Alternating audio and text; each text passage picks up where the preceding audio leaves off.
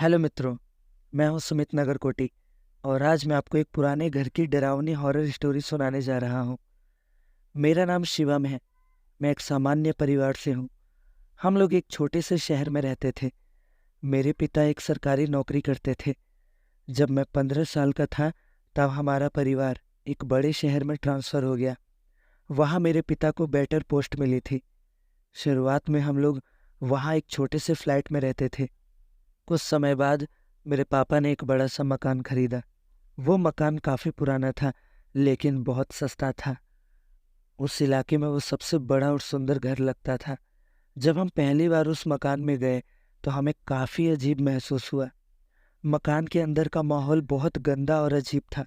दीवारों पर काले धब्बे थे और फर्नीचर टूटा फूटा पड़ा था। लेकिन मेरे पापा ने कहा कि थोड़ी सफाई करने से सब ठीक हो जाएगा। तो हम लोगों ने कड़ी मेहनत से सारा मकान साफ सुथरा कर दिया। फिर हम सभी वहाँ शिफ्ट हो गए। पहले कुछ दिन तो बिल्कुल सामान्य रहे, लेकिन एक सप्ताह के बाद कुछ अजीब घटनाएं होने लगी। रात को अक्सर मैं किसी के कदमों की आहट सुनता, जैसे कोई तेजी से चल रहा हो। लेकिन जब मैं उठकर देखता तो कोई नहीं होता था। कभी कभी रात में मुझे ऐसा लगता कि कोई मेरे कमरे में है और मुझे घूर रहा है। इस डर से मैं पूरी रात नहीं सो पाता था। एक बार मैंने पूरी रात जाग कर बिताई। सुबह होते होते मुझे नींद लग गई। तभी मैंने स्पष्ट रूप से सुना कि कोई मेरे कमरे के दरवाजे को बार बार खटखटा रहा है। मगर जब मैंने आंखें खोली तो सन्नाटा था। ना कोई दरवाजे पर खड़ा था और ना ही कोई दरवाजा खटखटा रहा था। एक रात को देर तक पढ़ने के बाद जब मैं सोने के लिए लेटा तो मुझे लगा कि किसी ने मेरा हाथ पकड़ लिया है। मैं चिल्लाया, लेकिन कोई वहां मौजूद नहीं था। धीरे धीरे पूरे परिवार में डर और इनसिक्योरिटी का माहौल बनने लगा। सब कुछ सामान्य लगता, लेकिन फिर भी किसी रहस्यमयी शक्ति के द्वारा हमें डराया जा रहा था। एक दिन मेरी माँ रसोई में काम कर रही थी। अचानक उसे लगा कि किसी ने पीछे से उसे धक्का दिया। वो आगे की तरफ गिर पड़ी और उसका सिर मेज के कोने से जा टकराया। माँ को गंभीर चोट लगी और उसे तुरंत अस्पताल ले जाना पड़ा और घर पर सब पैनिक करने लगे। उसके बाद घर में कई अजीबोगरीब वाकये होते रहे। कभी किसी के बाल खींचे जाते तो कभी कोई चीज अचानक से गायब हो जाती। किसी को भी ठीक से नींद नहीं आती थी, सब डरे हुए थे।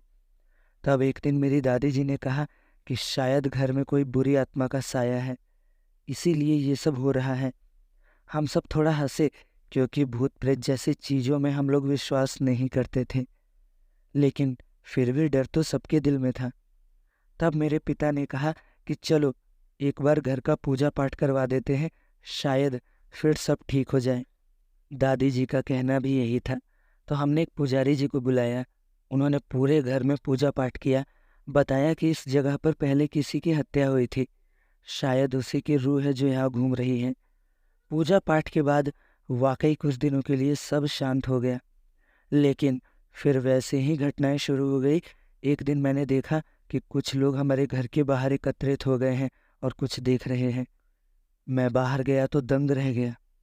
मेरे घर की दीवार पर एक महिला का हाथ का निशान लाल रंग से बना हुआ था, जैसे उसने अपने हाथ से रंग लगाया हो। वो निशान काफी डरावना लग रहा था। ये देखकर मैं बुरी तरह से पैनिक करने लगा। मुझे समझ में नहीं आ रहा था कि ये क्या हो रहा है। क्या सच में हमारे घर में कोई भूत है? उस रात को मैंने बहुत हिम्मत जुटाई और मैंने फैसला किया कि मैं इस पहेली का हल अवश्य निकालूंगा। मैं सोया नहीं और पूरी रात जागता रहा। करीब 3 बजे की बात है। मैंने अचानक एक खिड़की की आवाज़ सुनी, जैसे कोई उसे खोल रहा हो। मैं सावधानी से उस तरफ गया और एक झलक देखी। मुझे विश्वास नहीं हुआ। मैं देख सकता था कि खिड़की खुद ब खुद खुल रही है।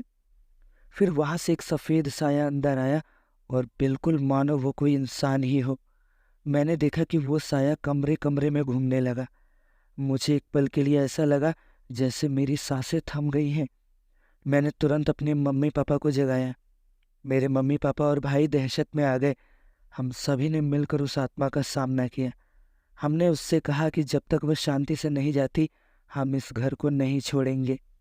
कुछ देर बाद अचानक एक तेज रोशनी हुई और वो सफ़ेद साया गायब हो गया। उसके बाद से आज तक हमारे घर में कुछ भी अजीब नहीं हुआ। शायद उस आत्मा को शांति मिल गई थी, लेकिन वो सारा अनुभव हम सबके लिए बहुत डरावना था।